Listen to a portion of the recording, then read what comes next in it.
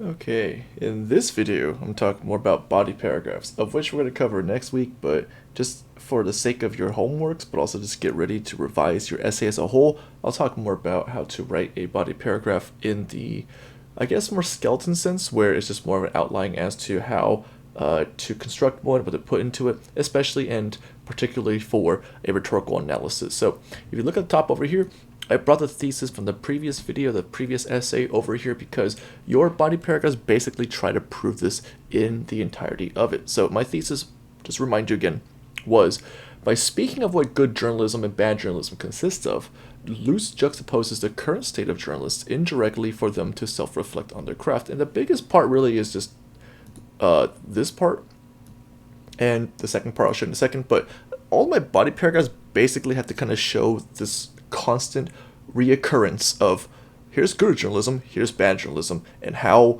Luce keeps bringing it up in her speech here. But at the same time, by doing so, this happens, that journalists self-reflect on their craft. That's what she's trying to do, right? Hey, here's good journalism. Hey, here's bad journalism. This is what you're supposed to do. Here's what you're not supposed to do. And the journalists, in hearing so, think to themselves, which one do I fit into? Oh, damn, I'm part of the bad journalism part. So this entire thesis is to prove that this is happening, and that was her intended effect for her audience here. So this body paragraph, it has to prove that. But remember, I'm not really using a like three-pointer thesis like you're familiar with. I only have like juxtaposed for the most part, but even then, I'm not going to be writing my entire essay on this idea of juxtaposing strictly and also directly. So let me show you how I'm doing this here with this body paragraph on the bottom. So this is my topic sentence, right? The main focus of the introduction centers on the definition of the word journalism. So that's kind of true. If you think about this entire speech, she's just trying to redefine what journalism means, right? Because we know what it is in terms of the work, in terms of what's expected, but we don't really know what her perception of journalism is, of which she's going to redefine. Remember, this is where she defines what good journalism is and what bad journalism is. So the more she can do that, the more her audience is thinking to themselves, which one am I part of? So further on, I write, although the audience understands the general tasks of the job, Luce attaches the connotation of truth to the task. The journalist does not simply write, but they pursue the truth. And if you forget what connotation is basically like words that we associate or ideas we associate to a word past its dictionary definition. So the example, truth.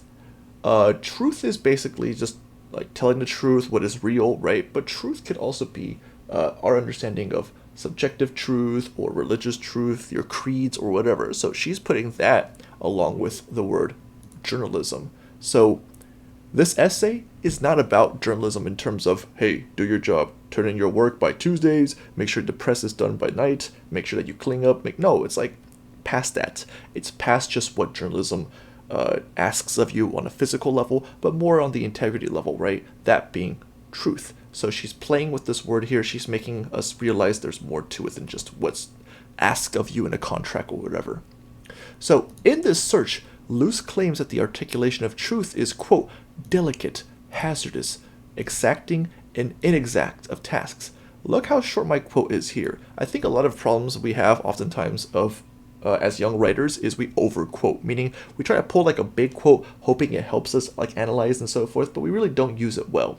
So in this case, I want to show you real quick here that I'm just taking a snippet of a sentence and attaching it to my own argument. This shows more control of quote usage because I know understandably how I'm using her own words, her speech in validation of my analysis here. So we'll be working with this as the weeks go by because it's not actually an easy task. This is actually harder than you think because you have to really understand the speech or the writing that you're working with in order to associate it with your own writing here. But anyways, going back to this here, in short, I'm just saying this, right? That if you're looking for truth, it's a delicate process, it's a hazardous process, it's exacting, and it's also inexact. Now, this is weird because these words don't really come with each other. So, my next sentence. Although the list contains descriptions that are oxymoronic and contradict themselves, Luce examines how difficult it truly is to achieve truth for any given subject. And if you get what oxymoron is, it basically is when you put a bunch of contradictory terms next to each other to make a paradox. So, a wise fool, an eloquent silence, jumbo shrimp. These are things that we don't really think to put next to each other, but it creates an effect in our minds then to have a better understanding. So in this case, just looking at the definition, if I say like, that person's a wise fool, that simply means that, you know, they are foolish, but maybe there's like some wisdom to their actions, or maybe they're saying some dumb stuff, but in that context of the dumb stuff, there's actually some truth to it that we maybe don't want to accept or whatever. So in this case, delicate, hazardous, exacting, inexact, these words don't really come together, at least for truth, you know what I mean? So we consider truth to be absolute, straightforward. It is exact, but is it inexact too? So her point was, truth is really hard to figure out for the most part. Yet the audience has distanced themselves from any of that, to which they simply provide what is interesting, no matter the cost. To this, Luce reminds them that they should never excuse, as journalists, the failure to tell the truth. And so this is another part of the speech as well, where she tells the press, you can get angry at things. The pursuit of truth, nah, it's hard, because it's hard to like figure out what the truth is, right?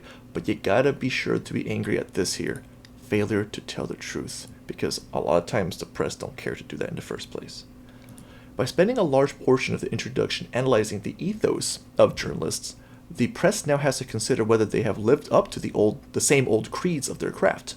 So this is another term I'd throw in here, everything in Reddit are devices, right? So by the end of this first paragraph, I come to this conclusion where she's doing all this because she wants the audience, the press, to think to themselves, my ethos, am I really a good journalist?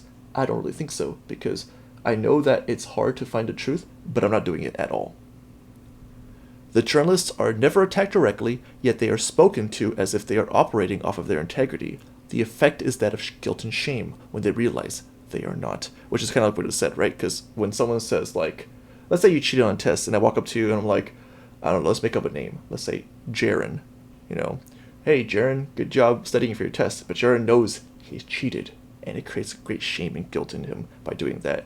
And Luce basically does that. So all this here, this paragraph, this topic sentence, all of this still proves my point of the thesis. She shows what good journalism is and bad journalism is, and she juxtaposes it to make them self-reflect on their craft. So for your body paragraphs, just make sure that you are trying to analyze the work, in that you're proving what you're seeing and you're understanding why the author wrote it in this way.